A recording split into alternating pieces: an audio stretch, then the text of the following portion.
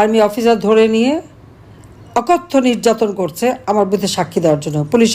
পুলিশের আইজিপি, সেনাবাহিনী major general, তাদের উপরে দিন রাত চরম অত্যাচার, এবং আমাদের আওয়ামী লীগের নেতাকর্মী তাদের উপরে অত্যাচার, আমার বিরুদ্ধে সাক্ষী দিতে।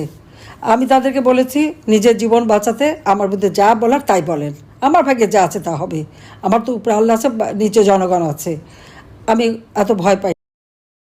আজকে আমরা এমন একটা অবস্থার মধ্যে দেশটা চলেছে, একটা মিথ্যার বেসাতি দিয়ে কতগুলি মিথ্যা কথা বলে এমনভাবে মানুষকে বিভ্রান্ত করে আন্দোলনের নামে একটা প্রহসন করে আজকে দেশটাকে ধ্বংসের দিকে নিয়ে গেছে। আবার এই আন্দোলনটা যে ঠিক জনগণ বা ছাত্রছাত্রীদের আন্দোলন বা সেইভাবে কিন্তু কিছু না, কোটা তো ছিলই না, কোটা তো আমি বাতিলই করে দিয়েছিলাম। তারপর সেই কোটার নামে বা বৈষম্য বিরোধীর নামে যে আন্দোলন শুরু, এটা যে একটা পরিকল্পিত চক্রান্ত, এটা কিন্তু ডক্টর মোহাম্মদ ইউনূসের বক্তব্যের মধ্যেই তা স্পষ্ট হয়ে গেছে। ডক্টর ইউনূস তার সেই ক্লিন্টন ফাউন্ডেশনের এক বক্তৃতায় নিজেই বলেছিল যে এটা কোনো ছাত্র জনতার আন্দোলন না, এটা হচ্ছে ডক্টর মোহাম্মদ ইউনূসের মেটিকুলাসলি ডিজাইনড একটা আন্দোলন, যেটা সে মাস্টার মাইন্ড দ্বারা পরিচালিত করেছে। এই কথার মধ্য দিয়ে ইউনূসের মিথ্যাচারের একটা চিহ্ন ফুটে ওঠে। কারণ সে যে চক্রান্ত করে দেশ বিক্রি করা, দেশকে ধ্বংস করা, আজকে বাংলাদেশকে আমরা নিরলস পরিশ্রম করে উন্নয়নশীল দেশের মর্যাদায় নিয়ে এসেছিলাম, সেটাকে ধ্বংস করা এবং বাংলাদেশের মানুষকে আরও দরিদ্র রাখা, অর্থনীতি ধ্বংস করা, সামাজিক নিরাপত্তা ধ্বংস করা, বাংলাদেশের সংবিধানের যে 4 মূলনীতি, জাতীয়তাবাদ, গণতন্ত্র, সমাজতন্ত্র, ধর্মনিরপেক্ষতা, সেটা বাদ দিয়ে দেশটাকে একটা জঙ্গি রাষ্ট্র বানানো, এটাই ছিল ডক্টর মোহাম্মদ ইউনূসের পরিকল্পনা। তার ক্ষমতার লোভ হলো শুধু অর্থ বানানোর লোভ। যে মানুষটা 1990 সালে 6,000 টাকা বেতনে গ্রামীণ ব্যাংকের এমডি পদে চাকরি পেয়েছিল, সেই লোকটা কিভাবে আজকে হাজার হাজার কোটি টাকার মালিক হলো?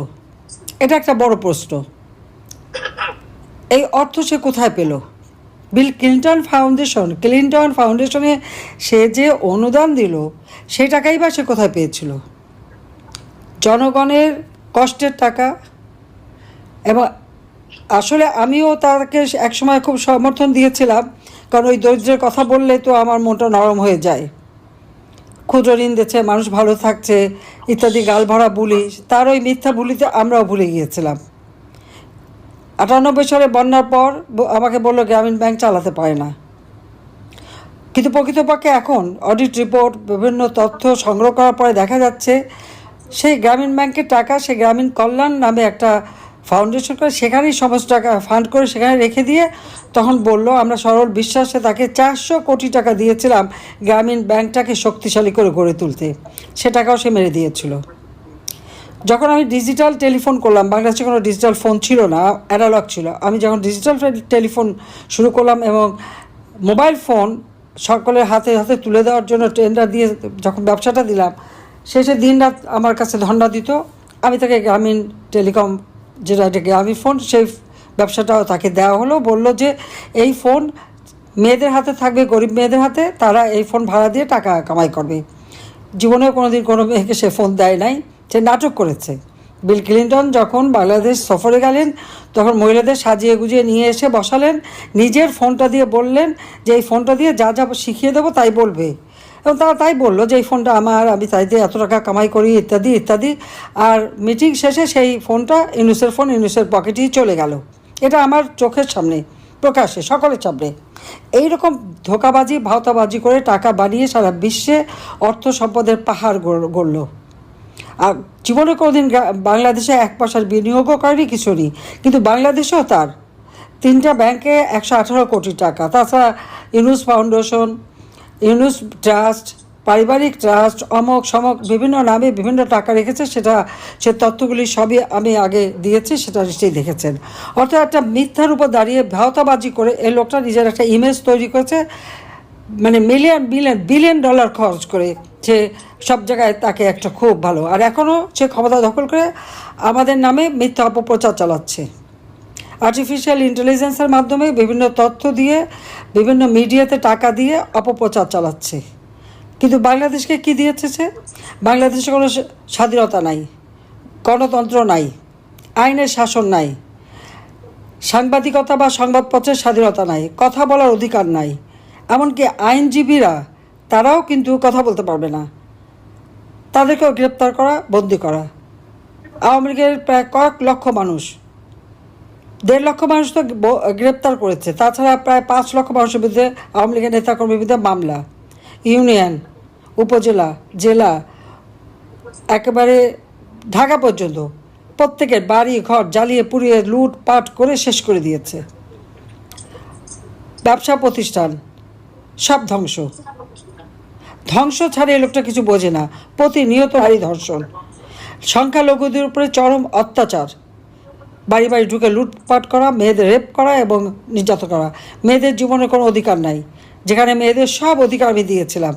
শান্তি নিরাপত্তা দিয়েছিলাম সকল মানুষের, নিরাপদে বাড়িতে ঘুমাতে পারতো, নিরাপদে চলতে পারতো। এখন সেই নিরাপত্তা নাই, এখন সব কিছু শেষ। মেয়েরা এখন ঘরে পড়ে থাকলেও তাদেরকে যে গ্যাং রেপ করবে, আর কেউ কথা বলতে পারবে না, বিচার চাইতে পারবে না, কুপিয়ে কুপিয়ে হত্যা করবে, পিটিয়ে পিটিয়ে হত্যা করবে, কেউ বিচার চাইতে পারবে না। 15 জুলাই থেকে যে হত্যাকাণ্ড, পুলিশ হত্যা করে মানুষকে ঝুলিয়ে রাখা, 460টা পুলিশ থানা পুড়িয়ে দেওয়া, আওয়ামী লীগের নেতাকর্মী, যুবলীগের নেতাকর্মী সহ ছাত্রলীগের নেতাকর্মী, স্বেচ্ছাসেবক লীগ, আমাদের যুব মহিলা লীগ, কোনো নেতাকর্মীরাই রেহাই পাচ্ছে না তাদের অত্যাচার নির্যাতনের হাত থেকে। যাদের গ্রেপ্তার করছে, জেলখানার ভিতরে তাদের উপর অত্যাচার করছে, জেলখানার ভিতরে তাদের উপরে নির্যাতন চালাচ্ছে, এবং ইতিমধ্যে প্রায় 11 জনকে হত্যা করেছে। এমনভাবে টর্চার করে যে তারপরে নিয়ে যেয়ে অমনি তাদেরকে হাসপাতালে দিয়ে বলে হার্ট অ্যাটাক। সিভিল প্রশাসনের অফিসার, সেই ক্যাবিনেট সেক্রেটারি থেকে শুরু করে প্রিন্সিপাল সেক্রেটারি থেকে শুরু করে সকলের বিরুদ্ধে মামলা, এবং চাকরি থেকে বের করে দিচ্ছে বিনা নোটিশে। পুলিশের উপরে সেরকম জুলুম, তাদেরও চাকরি থেকে বের করে দিচ্ছে। এমনকি সেনাবাহিনী, বিমান বাহিনীর সেই অফিসারদের, তাদেরও বিরুদ্ধেও মামলা, তাদেরকেও, অর্থাৎ যারাই কাজ করেছে আমার সঙ্গে সকলেরই হয় চাকরি থেকে বিদায়, নয় তাদের বিরুদ্ধে মামলা। আর আইসিটি নামে যে মানে যুদ্ধাপরাধীদের বিচারের জন্য 1973 সালে আইন করে যে আদালত বসানো হয়েছিল, সেটা ছিল যুদ্ধ অপরাধীদের বিচারের জন্য। কারণ যুদ্ধের সময় তো কেউ আর বিচার চাইতে পারেনি, ন্যায় বিচার যাতে যারা মানে ভিকটিম, যারা নির্যাতিত, তারা যেন ন্যায় বিচার পায়, সেই জন্যই যুদ্ধ অপরাধীদের বিচারের জন্য এই আইসিটি করা হয়।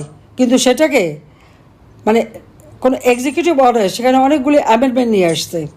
যে আইন পার্লামেন্টে পাস হয়েছে সেটা কোনো অ্যামেন্ডমেন্ট করতে হলে পার্লামেন্টই করতে হবে। আর এখানে তো যেখানে সিভিল ল আছে, পুলিশ সিআরপিসি আছে, মামলা দিয়েছে সেইভাবে, কিন্তু বিচার হবে আইসিটিতে। এটা কেমন ধরনের কথা? এটা সম্পূর্ণ ইলিগাল। কিন্তু সেখানে কোনো আমরা আইনজীবী দিতে পারবো না, আমাদের যারা আমরা আসামি তাদের আইনজীবীও তারা দেবে। এবং তাদের যে মিথ্যা কথা, এটা ধরা পড়ে গেছে। আবু সাঈদের হত্যার কথা আমি বলি। আবু সাঈদের হত্যাকাণ্ডটা আমাদেরকে আসামি করে আমাকে মামলা দিয়েছে, আমাদের অনেককেই। এখন আবু সাঈদের হত্যা, আবু সাঈদকে দেখালো যে সে বুক পেতে দিল, গুলি দিল, বুক পেতে তাকে পুলিশ গুলি করলো, আবার সে মারা গেল। পুলিশ কিন্তু কখনোই মেটাল বুলেট ব্যবহার করেনি, পুলিশ ব্যবহার করেছে রাবার বুলেট। আবু সাঈদের শরীরে রাবার বুলেটের চিহ্ন আছে, এটা ঠিক। কিন্তু তাকে হাত পেতে দিল, তাকে গুলি করলো, সে মারা গেল, তাকে তুলে নিয়ে গেল, এক ফোঁটা রক্ত পড়লো না, কিন্তু তাকে গুলি খাওয়ালো, হাসপাতালে নিল না। পরবর্তীতে মামলা চলাকালীন সময় আবু সাঈদের বাবাকে নিয়ে আসা হলো। আবু সাঈদ যখন লাঠিতে পুলিশকে ধাওয়াচ্ছে, আর পুলিশের দিকে রাবার বুলেট মারছে, আবার তার লোকরা সব ঢিল ছুটছে পুলিশের কাছে, সেই ঢিল তার মাথায় লেগেছিল আবু সাঈদের। কিন্তু তাকে যখন মামলার জন্য তার বাবাকে যখন সাক্ষী হিসেবে নিয়ে আসা হলো, বাবা বললেন যে তার মাথার পিছনে গুলি লেগেছিল, গল গল করে রক্ত পড়ছিল। এতকাল সেই 16 জুলাই 17 জুলাই যদি আপনারা চিন্তা করে দেখেন, আপনারা দেখেছেন কি আবু সাইদ বুক পেতে দিয়েছে, গুলি নিয়েছে বুকে।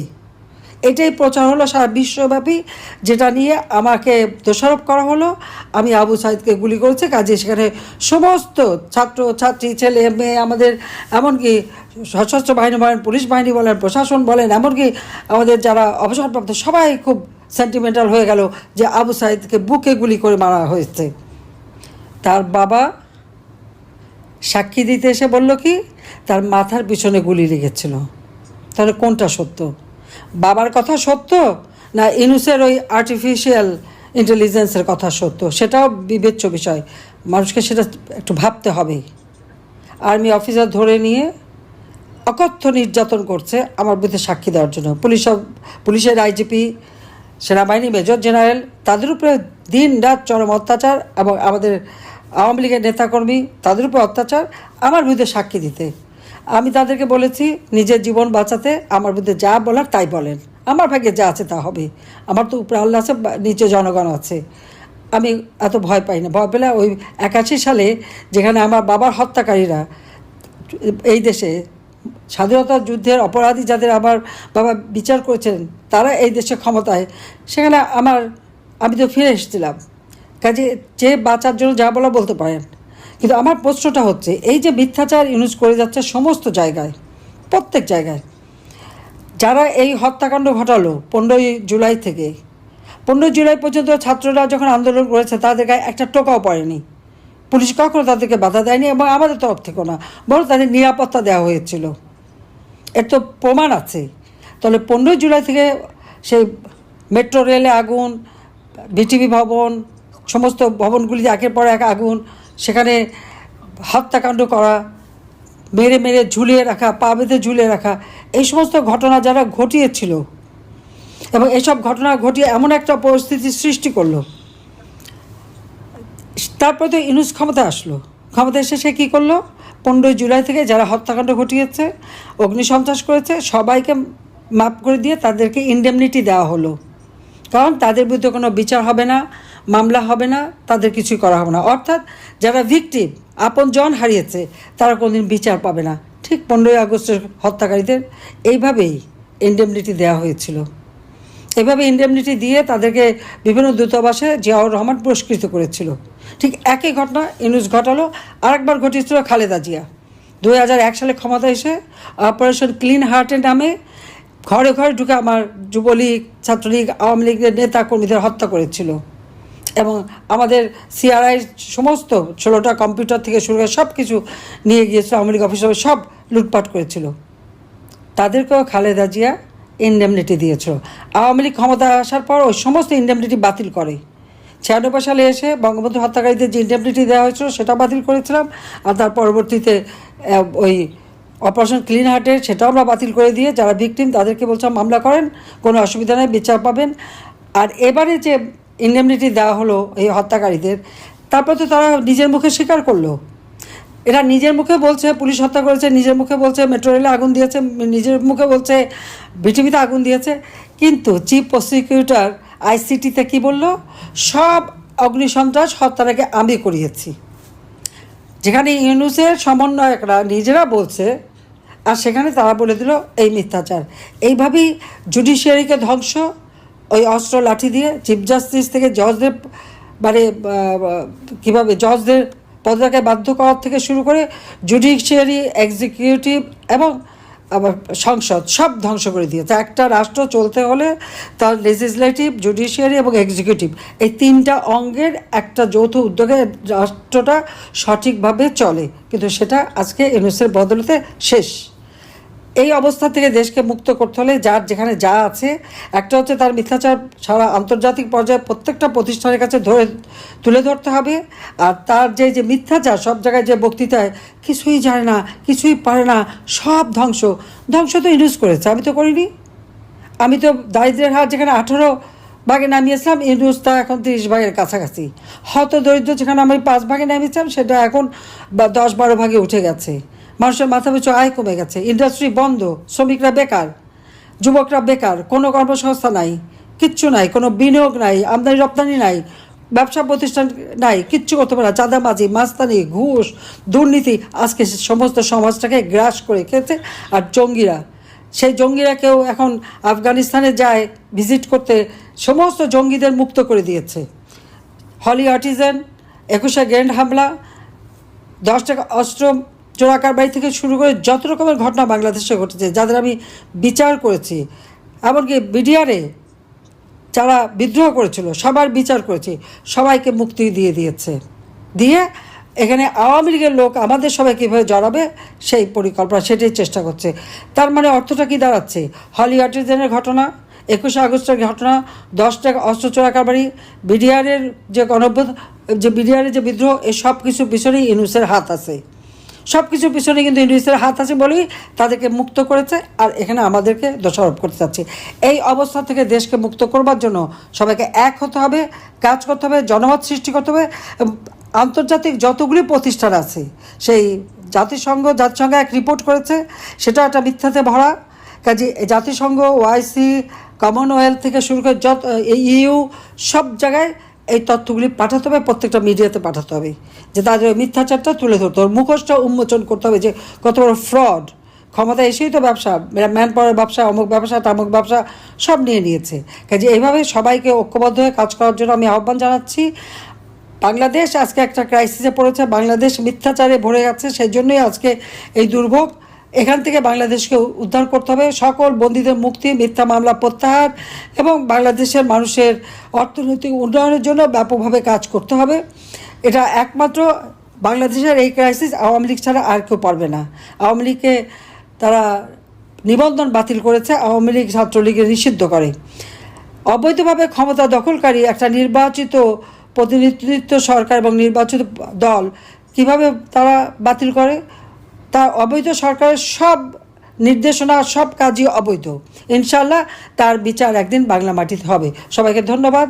জয় বাংলা, জয় বঙ্গবন্ধু, বাংলাদেশ চিরজীবী হোক।